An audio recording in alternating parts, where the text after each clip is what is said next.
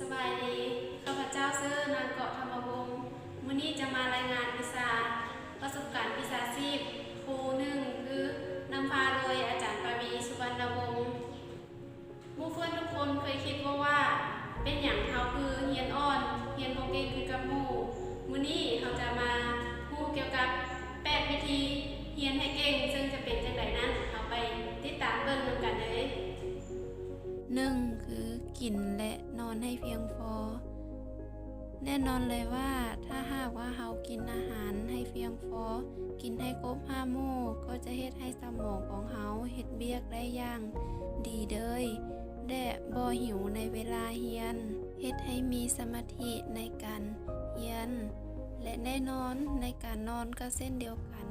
เราควรนอนให้เพียงพอถ้านอนต่ำสุดแต่ละมื้อก็ควรจะนอนมื้อละ8 ชั่วโมงเพราะถ้าเฮานอนบ่เพียงพอก็จะเฮ็ดให้ร่างกายอ่อนเพลียเหงานอน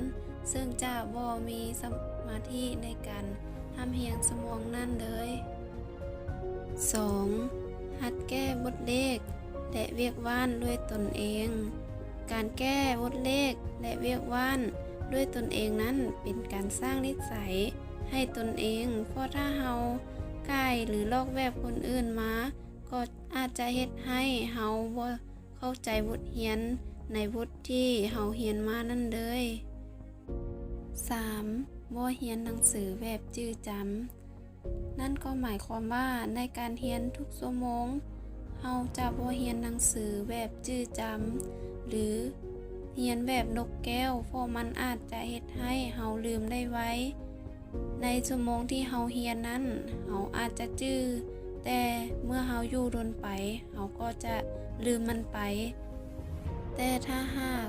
เฮาเรียนโดยการเข้าใจบทเรียนไปนำแน่นอนว่าบทเรียนที่เฮาเรียนมามันจะอยู่ในสมองของเฮาได้ล้นและอยู่ตลอดไป 4. มั่นใจในตนเองการที่เฮามีความมั่นใจในตนเองจะเฮ็ดให้เฮากล้าคิดกล้าแสดงออกกล้าถามบทเรียนกับอาจารย์ซึ่งมันจะเฮ็ดให้เฮาเข้าใจบทเรียนในบทนั้นหลายๆขึ้น 5. ตาเบิ่งหูฟังมือเขียนก็คือ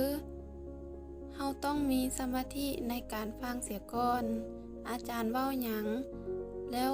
เฮาต้องทำความเข้าใจกับคำเว้าของอาจารย์นั่นซะก่อนแล้วเฮาจึงจดบันทึกไว้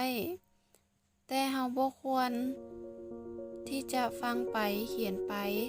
เพราะว่าจะเฮ็ดให้เฮาบ่มีเวลาในการทำความเข้าใจบทเรียนนั้นและจะเฮ็ดให้เฮาบ่เข้าใจในสิ่งที่เฮากำลังจดบันทึกนั้นอยู่เลย 6. คือจับประเด็นคือเฮาควรสังเกตเบิ่งในชั่วโมงเรียนอาจารย์เน้นข้อใดเป็นพิเศษและหัวข้อใดที่อาจารย์บอกว่าจะออกเสียงให้เฮาจดบันทึกเวียนให้ละเอียดเพื่อที่จะได้นำเอามาทบทวนบทเรียนคืน 7. การร่วมกลุ่มกันคือการร่วมกลุ่มกันเป็นการที่เฮาจะได้แลกเปลี่ยนความคิดความเห็นของหลายๆคนซึ่งจะเฮ็ดให้เวียกงานของเฮาประสบผลสำเร็จ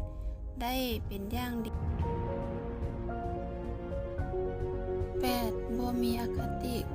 ต่อผู้สอนก็คือว่าการที่เฮามีอคติต่อผู้สอนคือการที่เฮามักอาจารย์ผู้นี้ขึ้นสอนแล้วซึ่งเรียนถ้าบ่มักเฮาก็จะบ่ตั้งใจเรียนและจะเฮ็ดให้เฮาบ่เข้าใจบทเรียนซึ่งจะมีผลต่อคะแนนของเฮามันก็จะต่ำถ้าหากว่าเฮาอยากเรียนเก่งก็ควรที่จะปรับปรุงเปลี่ยนแปลงเพื่อให้เฮาได้กลับมามีสมาธิในการเรียนและตั้งใจเรียนคือเก่า